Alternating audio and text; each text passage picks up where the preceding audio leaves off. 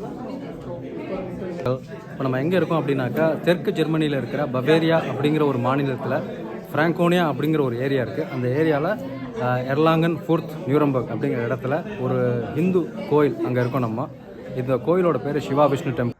கோயில் கட்டணும் நினச்சாலே வந்துட்டு அந்த புண்ணியம் உங்களை வந்து சேரும் அப்படின்னு சொல்கிறது தான்.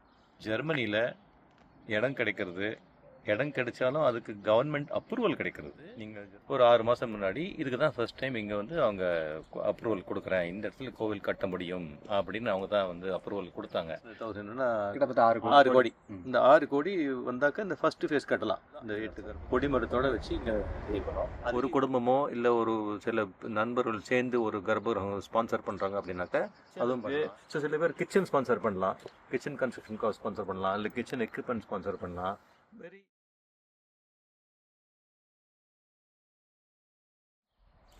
எல்லாருக்கும் வணக்கம். கோபுர தரிசனம் கோடி புண்ணியம்னு சொல்லுவாங்க. அந்த கோபுரத்தை தரிசனம் செய்கிறதுக்கே கோடி புண்ணியம் கிடைக்கும் பொழுது அந்த கோவில் நம்ம எழுப்புறதுக்கு நம்ம முயற்சி செஞ்சோம்னா எவ்வளோ புண்ணியம் கிடைக்கும் அப்படிங்கிறத பற்றி நம்ம சொல்லவே தேவையில்லை. அந்த காலத்தில் இந்தியாவில் இருந்த பல அரசர்கள் அவங்க செஞ்ச வீர தீர சாகசங்களுக்காக அவங்கள நம்ம ஞாபகம் வச்சுருந்தாலும் இன்றைக்கி வரைக்கும் மக்களோட மனசில் நீங்காக இடம் பெற்றிருக்கிறதுக்கான காரணம் அவங்க எழுப்பின கோயில்கள் தான். அந்த கோயில்கள் இருக்கிறதுனால தான் இன்றைக்கி வரைக்கும் பண்பாடு, கலாச்சாரம், மக்களோட மன ஆரோக்கியம் இன்றைக்கி வரைக்கும் தலைச்சிட்ருக்கு. ஸோ அதே மாதிரி நம்ம இங்கே இந்த ஊரில் ஒரு கோயில் எழுப்புனா எப்படி இருக்கும்? வணக்கம், என் பேர் ராகவன். வணக்கம், என் பேர் சந்தீப் ஆச்சார். நாங்கள்லாம் அந்த கோவில் குழுவை சேர்ந்தவங்க. இன்னும் ஒரு 6 ஃபேமிலி இருக்காங்க. இங்கே 3 ஃபேமிலி, இன்னும் ஒரு 6 ஃபேமிலி சேர்ந்து நாங்கள் வந்து 1.5 வருஷம் முன்னாடி ஸ்டார்ட் பண்ணோம். இது ஆரம்பித்தோம். எப்படி ஆரம்பித்தோன்னு நீ சொல்கிறேன். ஆக்சுவலி நம்ம ராகவன் சார் சொன்ன மாதிரி இந்தியாவிலேருந்து வேறு பார்ட்ஸ்லேருந்து வந்திருக்கோம். நம்ம சில பேர் தமிழ்நாடு, சில பேர் கர்நாடகா, சிலர் வந்து நார்த் இந்தியாவிலேருந்தெல்லாம் சேர்ந்து நம்ம இங்கே ஒரு கோயில்னு இருந்தால் நம்ம ஜனங்களுக்கு ரொம்ப நல்லா இருக்கும்னு சொல்லிட்டு, ஸோ இந்த டைம் ஒரு கரெக்டாக எங்களுக்கு அமைஞ்சதுனால நம்ம இமீடியட்டாக ஒரு டிசிஷன் எடுத்துக்கிட்டோம். இந்திய ஜனங்களுக்கு வந்து நம்ம உபயோகமாக இருக்கிற மாதிரி ஒரு கோவில் இந்த சுற்று வட்டாரத்தில் கிட்டத்தட்ட ஒரு 300-400 கிலோமீட்டருக்கு ஒன்றுமே கிடையாது. அதனால தான் இங்கே இருக்கிற எல்லாருக்கும் ஒரு ஆதங்கம், ரொம்ப வருஷமாக ஆதங்கம். நமக்கு இந்த மாதிரி ஒரு கோவில் இல்லை, அப்புறம் நம்ம பசங்களுக்கு வந்து இந்த கனெக்ஷனே இல்லை. இந்த நிறைய பசங்க இங்கே, சின்ன பசங்க இங்கே பிறந்து வளர்றவங்களாம் இருக்காங்க. இன்ஃபேக்ட் இப்போ நம்ம இருக்கிற ஊர் எர்லாங்கனில் நான் ஜெர்மன்ஸில் ஹையஸ்ட் பாப்புலேஷன் இப்போ இந்தியன்ஸ். இவ்வளோ பேர் இருந்தும் கூட இந்தியன் டெம்பிள், நம்மளுடைய இந்திய கலாச்சாரப்படி, இந்திய ஆகம விதிகள் படி, இந்திய வேத விதிகள் படி கட்டின கோயில்கள் இந்த சுற்று வட்டாரம் 300-400 கிலோமீட்டர் போனாலும் இல்லவே இல்லை. அது இங்கே இருக்கிற எல்லாருக்கும் ஒரு பெரிய வருத்தம். அந்த வருத்தம் இருந்துகிட்டே இருந்தது. இந்த சமயத்தில் ஒரு இடத்துல, ஒரு ஃபியூர்த்துன்னு ஒரு இடத்துல குருத்வாரா இருந்த அவங்க வெக்கேட் பண்ணி வேறு போகிறதாக எங்களுக்கு கேள்விப்பட்டோம். அப்போது அங்கே கனெக்ட் இருந்தவர் கேட்டார், இங்கே ஆரம்பிக்கலாமா, கோயில் மாதிரி ஒன்று ஆரம்பிக்கலாமான்னு கேட்டார். அப்போ நாங்களாம் உடனே ஒரு 9 ஃபேமிலி சேர்ந்து வந்து நம்ம ஆரம்பிப்போம். ஏன்னா கோவிலில் ஸ்டார்ட் பண்ணுறதுனா வந்து அதை மெயின்டைன் பண்ணணும். மாதம் கிட்டத்தட்ட 4,000-5,000 யூரோ வரைக்கும் செலவுகள்லாம் வரும். அதெல்லாம் எப்படி நம்ம டீட்டெயிலாக பிளான்லாம் பண்ணுறது ஒன்று பண்ணாமல் இருக்கிற ஒரு ஆதங்கம், இருக்கிற ஒரு உத்வேகத்தில் நாங்கள் 9 ஃபேமிலி சேர்ந்து நம்ம ஸ்டார்ட் பண்ணிடுறோம் அப்படின்னு ஸ்டார்ட் பண்ணிட்டோம்.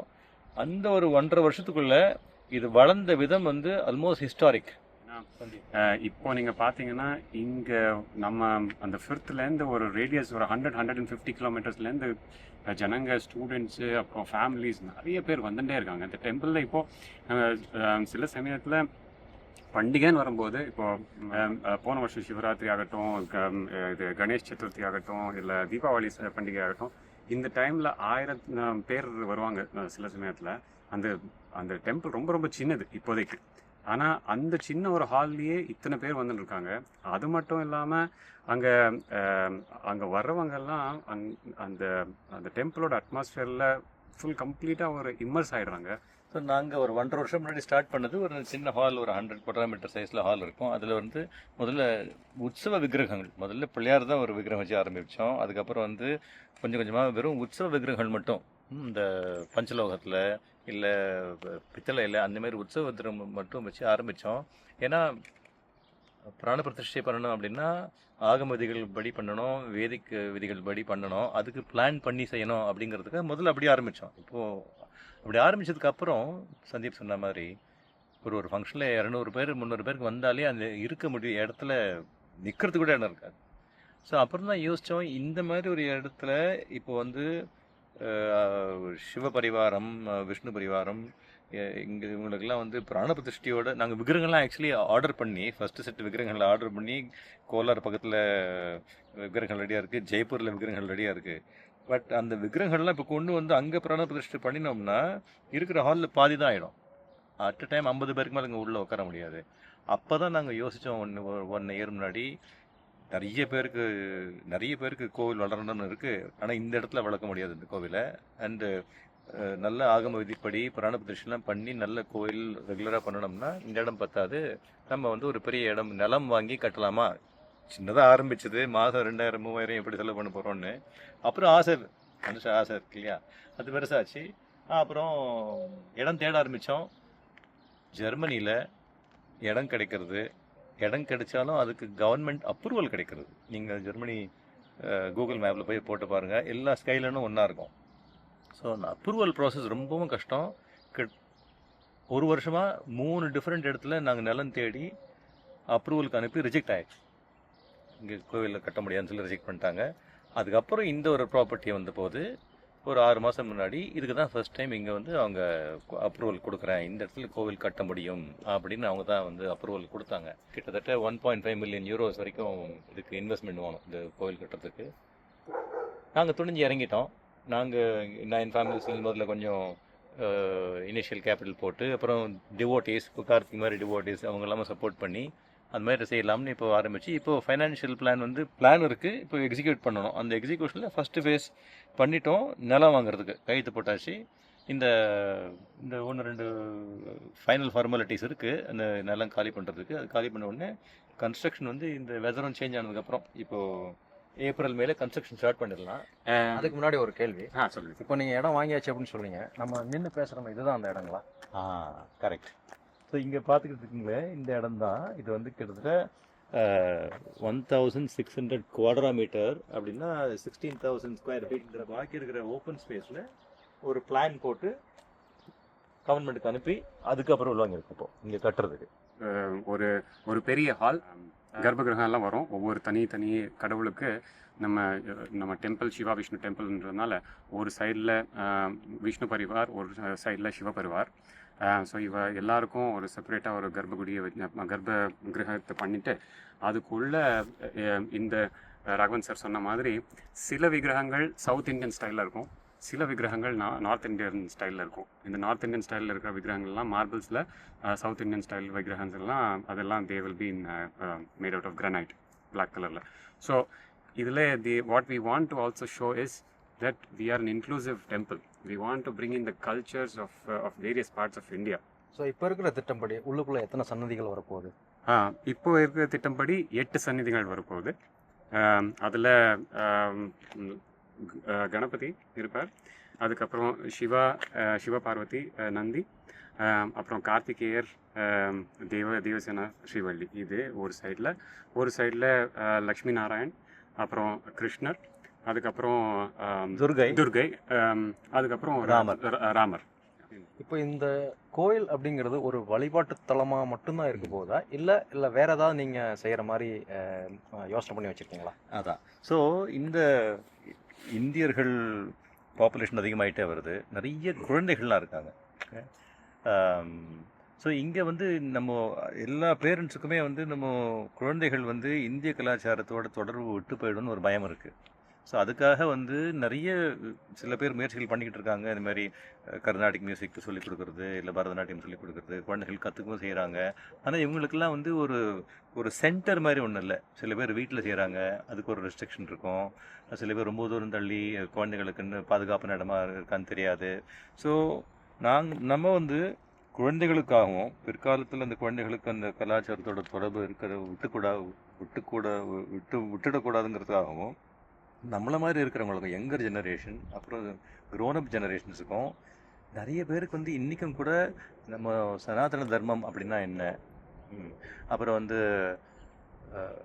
நிறைய பேர் வந்து இந்துவிசம் அப்படின்னா வெறும் வழிபாட்டு மட்டும்தான் நினச்சிட்டு இருக்காங்க. நம்மளுடைய பொக்கிஷமே வந்து வேதாந்தம், ஃபிலாசபி, வாழ்க்கையினுடைய ஃபிலாசபி. இப்போது பகவத்கீதை, இப்போ பகவத்கீதையில் எவ்வளவோ வந்து இன்றைக்கும் ரியல் லைஃபுக்கு, இன்றைக்கி ரெலவெண்ட்டாக இருக்கிற லைஃபுக்கும் அதில் நிறைய அட்வைஸ் இருக்குது. லைப்ரரி இப்போ ஒரு 6 மந்த்ஸ் முன்னாடி ஒரு ஜெர்மன் ஒருத்தர் இருந்தார். அவர் வந்து ஆனால் அவருக்கு இந்து மதத்தில் ரொம்ப ஈடுபாடு உண்டு. அவர் லாஸ்ட் ஸ்டேஜஸில் இருந்தபோது ஒரு நாளைக்கு ஃபோன் பண்ணார். நாங்கள் வந்து அவருடைய சன் ஃபோன் பண்ணி, எங்கள் அப்பா ஒரு மாதிரி லாஸ்ட் ஸ்டேஜ் மாதிரி இருக்கார், ஆனால் அவருக்கு வந்து சாண்டிங், வேதிக் சாண்டிங் கேட்கணுன்னு ஆசையாக இருக்குது, நீங்கள் யாராவது வந்து சாண்ட் பண்ண முடியுமா, பகவத்கீதை சாண்ட் பண்ண முடியுமான்னு கேட்டார். அப்போது இங்கேருந்து 2 பேர் போய் அவருடைய இந்த ஹாஸ்பிட்டல் மாதிரி நர்சிங் ஹோமில் போய் சாண்டிங் வேதிக் சாண்டிங் பண்ணும்போது அவருக்கு கண்ணில் அவ்வளோ தண்ணி, ஆனந்த கண்ணீர் அவர் கேட்டது. அதுக்கப்புறம் அவர் 1 மாதம் கழிச்சு காலமாயிட்டார். அதுக்கப்புறம் 2 மாதம் கழிச்சு அவர் பையன் ஃபோன் பண்ணி, எங்கள் அப்பா கிட்டத்தட்ட ஒரு 500 புத்தகங்கள் வச்சுருக்கார் வேதங்கள் பற்றியும். அதெல்லாம் ஜெர்மன்லேயும் இருக்குது, இங்கிலீஷ் டிரான்ஸ்லேஷனும் இருக்குது. அதெல்லாம் கோயிலுக்கு நான் டொனேட் பண்ண முடியுமான்லாம் கேட்டு. ஸோ அந்த அளவுக்கு இங்கேயும் இருக்கிறவனுக்கு ஆர்வம் இருக்குது.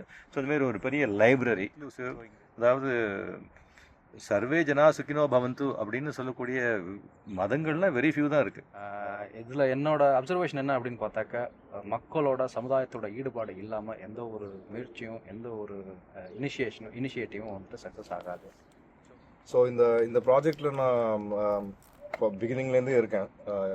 From SVD basically Shiva Vishnu temple இப்போ கரண்ட் லொக்கேஷன்லேருந்து இங்கே மூவ் ஆகிட்டு இருக்கிற ஸ்டேஜ் வரைக்கும் நான் கண்டினியூஸாக தான் இருக்கேன். ஃபர்ஸ்ட் அண்ட் ஃபார்மோஸ்ட் இது ஒரு பெரிய project. Of course with all the people and devotees support, this is not possible without all these elements. எங்களுடைய அப்பீல் என்னென்னா, நாங்கள் வந்து இப்போ 1600 quadra மீட்டர் சொன்னோம். ரஃப்லி ப்ராஜெக்ட் வந்து 1.6 மில்லியன் சொல்லலாம். ஸோ அதாவது நம்ம ஒரு காசுக்கு பார்த்தீங்கன்னா கிட்டத்தட்ட 15-16 கோடி இல்லைங்களா? ஆமாம், 1.6 மில்லியன்னா 15 கோடி சொல்லலாம். ஸோ அந்த 15 கோடி நாங்கள் என்ன சொன்னோம், முடிஞ்சாக்க ஒருத்தர் ஒரு குவாட்ரா மீட்டர் ஸ்பான்சர் பண்ணுங்க. 10x10, 1 குவாட்ரா மீட்டர் 10x10, ஒரு சதுரம் 10x10 10 அந்த மாதிரி ஸ்பான்சர் பண்ணிங்கன்னா கிட்டத்தட்ட அதுக்கு வந்து 1000, ஒரு 80,000 நம்ம ஊர் கணக்கு 90,000 ரூபாய். ஸோ அது கான்ட்ரிபியூட் பண்ணுங்க அப்படின்னு சொல்லி 1 குவாட்ரா மீட்டர் 2 குவாட்ரா மீட்டர் அப்படி இந்த இனிஷியேட்டிவ் ஸ்டார்ட் பண்ணோம். ஸ்டார்ட் பண்ணதில் இது வரைக்கும் என்ன, இப்போ இந்த நிலம் வாங்குறதுக்கு வந்து பேங்க் லோன் கொடுக்குறாங்க. ஆனால் நாங்கள் வந்து 330,000 euro நம்ம ஓன் கேபிட்டல் போடணும். பேங்க்கு அப்புறம் பாக்கி கிட்டத்தட்ட 570,000 euro கொடுக்குறாங்க. ஸோ அதுக்கு ஃபண்ட் ரைசிங் ஆரம்பித்தோம். கிட்டத்தட்ட ஒரு 30 நாளுக்குள்ளே அந்த ஃபண்ட் ரைசிங் அது ஆகிடுது. First round of fund raising ஆகிடுச்சு. 300,000 கலெக்ட் பண்ணிட்டோம். நல்ல ஒரு மொமெண்டம் இருந்தது. பட் அஃப்கோர்ஸ் இங்கே எர்லாங்கன் பாப்புலேஷன் ஒரு மாதிரி ஒரு பீக் மாதிரி இப்போ வந்துட்டோம். இப்போது செகண்ட் ஃபேஸு கன்ஸ்ட்ரக்ஷன் பண்ணுறதுக்கு நமக்கு 600,000 euro வேணும். அப்படின்னா 600,000ன்னா கிட்டத்தட்ட 6 கோடி. இந்த 6 கோடி வந்தாக்க இந்த ஃபஸ்ட்டு ஃபேஸ் கட்டலாம். இந்த 8 கர்ப்பகிரகம் வெளியில் ஹால் மாதிரி இருக்கும், ஆனால் உள்ள முழுக்க 8 கர்ப்பகிரகங்கள் ஆகம விதிப்படி, வேத விதிப்படி பிராண பிரதிஷ்டெல்லாம் பண்ணி நம்ம ஊரில் கோவில் எப்படி நடக்குமோ எல்லாம் இங்கே நடத்தும். கொடிமரத்தோடு வச்சு இங்கே ரெடி பண்ணோம். அதுக்கு இப்போது நெக்ஸ்ட் 5 கோடி ரூபாய், இந்தியன் ரூபாய் வேணும். அதுக்கு எர்லாங்கன் தவிர ஜெர்மனிலையும் மற்ற இடங்களுக்கும் போனோம். ஜெர்மனி தவிர இன்னும் நம்ம இந்தியாலையும் ஃப்ரெண்ட்ஸ்லாம் இருக்காங்க. இந்தியன்ஸ் எங்கே இருந்தாலும் அவங்கள ரீச் பண்ணணும், அதுதான் ஐடியா. அப்போ தான் ஒரு நாளைக்கு உங்களுடைய ஃப்ரெண்டு தான் நீங்கள் கோயிலுக்கு கூட்டிகிட்டு வந்தீங்க, அவர் பேர் ராமன் நினைக்கிறேன், கரெக்ட், ஹாங்காங்கில் இருக்காங்க. போன சிவராத்திரிக்கு வந்தாரோ எதுக்கும் வந்தார். ஆமாம், வந்திருந்தார் அவர். போன சிவராத்திரிக்கு வந்திருந்தார். அப்போ ஒரு 5 நிமிஷம் பேசின போது அவர் இப்போது அதுக்கு வேலை வந்துருச்சுன்னு நினைக்கிறேன். இது அதனால தான் சரி நம்ம இப்போ நாங்கள் 9 ஃபேமிலின்னு சொன்னோம். நாங்கள் செய்கிறது இவ்வளோ தான், பாக்கி செய்கிறது இருக்கிற டிவோட்டிஸு, அதுக்கு மேலே செய்கிறது அந்த சிவா விஷ்ணு பரிவாரம் தான். ஸோ அவங்களுக்கு இங்கே வந்து சிவன் பரிவாரத்துக்கும் விஷ்ணு பரிவாரத்துக்கும் எர்லாங்கனில் வந்து இங்கேயும் ஒரு வீடு வச்சுக்கணும்னு அவங்களுக்கு சங்கல்பம் இருக்குன்னு நினைக்கிறேன். அதனால எங்கள் மூலமாக செய்ய வைக்கிறாங்க. அவ்வளோ. ஸோ இந்த முயற்சியில் சனாதன தர்மத்தில் நம்பிக்கை உள்ள எல்லாருமே கான்ட்ரிபியூட் பண்ணலாம். அதனால் எல்லாருக்கும் ஒரு அப்பீல், இது உங்கள் மூலமாகவும் உங்கள் ஃப்ரெண்ட் ராம் மூலமாகவும் we can make an appeal, please help. ஏன்னா சனாதன தர்மம் வளரணும். நம்ம பிற்கால ஜெனரேஷன்ஸுக்கு நம்ம இந்த கனெக்டிவிட்டி விடக்கூடாது. சரி, நீங்கள் சொன்னீங்க இந்த மாதிரி எப்படி வேணாலும் வந்துட்டு உதவி செய்யலாம்னு சொல்லிட்டு, பொருள் உதவி, சின்ன தொகை பெரிய தொகை, 10க்கு 10 சதுரம் அந்த மாதிரியே சொன்னீங்க. நீங்கள் 8 சந்நிதிகள் வரப்போகுது அப்படின்னு சொன்னீங்க. அங்கே யாராவது தனி மனிதராகவோ அல்லது ஒரு குழுவாக சேர்ந்தோ ஒரு சந்நிதியெல்லாம் வந்துட்டு எடுத்து பண்ணுற மாதிரி, அந்த மாதிரி ஏதாவது வேறு வேறு விதமான பொருள் உதவி பண்ணலாங்களா? கொஞ்சம் சொல்லுங்களேன். ஸோ அதுக்கும் இப்போ ஒரு சன்னதிக்கும் அந்த இடம் காஸ்ட்டு ப்ளஸ் விக்கிரகம், அப்புறம் அங்கேருந்து டிரான்ஸ்போர்ட்டேஷன், அப்புறம் டியூட்டி, அப்புறம் இந்த கர்ப்பகிரகம் கட்டுற காஸ்ட்டு, அது இல்லாமல் ஒரு ரஃபாக ஒரு கால்குலேஷன் போட்டு வச்சுருக்கோம். அது வந்து கிட்டத்தட்ட ஃபைனல் கால்குலேஷன் சொல்லலாம், கிட்டத்தட்ட €20,000 to €25,000 வரும்னு ஒரு ஒரு ஒரு கிட்டத்தட்ட கர்ப்பம். 18 லட்சத்துலேருந்து 20 லட்சம் நம்ம ஊர் காசு ஆ இல்லையா? ஆமாம், அந்த மாதிரி வந்தாக்க ஒரு கர்ப்பகிரகம் கட்டி விக்கிரகம் கொண்டு வரலாம் அப்படிங்கிற ஒரு இப்போதைக்கு கரண்ட் ப்ரைஸ் லெவல் வச்சு பார்த்துருக்கோம். ஸோ அதுக்கும் நாம் வந்து அந்த கன்ஸ்ட்ரக்ஷன் ஃபேஸில் இந்த ஒரு ஆஃபரும் கொடுக்க போகிறோம். இப்போ வந்து யாராவது ஒரு குடும்பமோ இல்லை ஒரு சில நண்பர்கள் சேர்ந்து ஒரு கர்ப்பகிரகம் ஸ்பான்சர் பண்ணுறாங்க அப்படின்னாக்க அதுவும் பண்ணலாம். ஸோ அந்த இனிஷியேட்டிவ் இருக்குது, கிச்சன் இருக்குது. ஸோ சில பேர் கிச்சன் ஸ்பான்சர் பண்ணலாம், கிச்சன் கன்ஸ்ட்ரக்ஷனுக்கு ஸ்பான்சர் பண்ணலாம், இல்லை கிச்சன் எக்யூப்மெண்ட் ஸ்பான்சர் பண்ணலாம். வெரி செய்யறதுக்கு பலவிதமான வாய்ப்புகள் இருக்குது. இந்த மாதிரி if you spread the word also, I think will all do together. அதனால் எல்லா கான்ட்ரிபியூஷனும் வேல்யூபிள் கான்ட்ரிபியூஷன் தான். மனசில் நினைச்சாலும் நல்ல கான்ட்ரிபியூஷன் தான். எங்களுக்காக இந்த கோவில் இங்கே வரணும்னு நீங்களும் வந்து நீங்கள் கோயிலுக்கு போகும்போதோ வேறு எங்கேயாவது வீட்லேயோ பூஜை பண்ணும்போது எங்களுக்காக பிரார்த்தனை பண்ணாலும் அதுவும் ஒரு கான்ட்ரிபியூஷன் பாருங்க, தான். ஒரு மகத்தான காரியத்தை வந்து இங்கே இருக்கிறவங்க எடுத்து செஞ்சிட்டு இருக்காங்க. இவங்களோட முயற்சினால இந்த ஊரில் வந்துட்டு ஒரு கோயில் ஒன்று வரப்போகுது. அதுக்கு முன்னாடி ஒரு சின்ன கதை. கண்ணபுரத்தான் அப்படின்னு சொல்லிட்டு ஒரு மன்னர் இருந்தார். அவருக்கு ரொம்ப நாளாக குழந்தை இல்லை. அவருக்கு ஒரு வாயில் காவலனும் இருந்தான். அவருக்கும் ரொம்ப நாளாக குழந்தை இல்லை.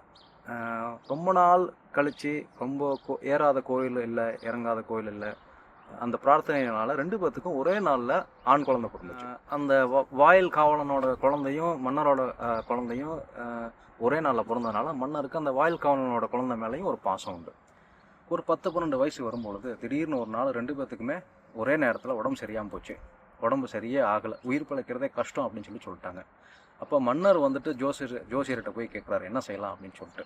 இப்போ ஜோசியர் சொல்கிறாரு, இந்த மாதிரி ஒரு பாலடைந்த கோயில் ஏதாவது இருந்துச்சு அப்படின்னாக்கா அதை கொஞ்சம் சீர்திருத்தம் பண்ணி ஒரு கும்பாபிஷேகம் பண்ணுங்க அப்படின்னு சொல்கிறார். மன்னரும் அதே மாதிரி செய்யறதுக்கு ஏற்பாடு பண்ணிட்டார். இந்த வாயில் காவலனும் வந்துட்டு காடெல்லாம் கடந்து அதே ஜோசியரை தான் போய் பார்க்குறாரு. அந்த ஜோசியர் இதே மாதிரி அந்த வாயில் காவலனுக்கும் சொல்கிறாரு. அவர் சொல்கிறார், நானே பஞ்ச பிரதேசி, எனக்கு எங்கெங்க போய் காசு கிடைக்க போகுது கோயில்.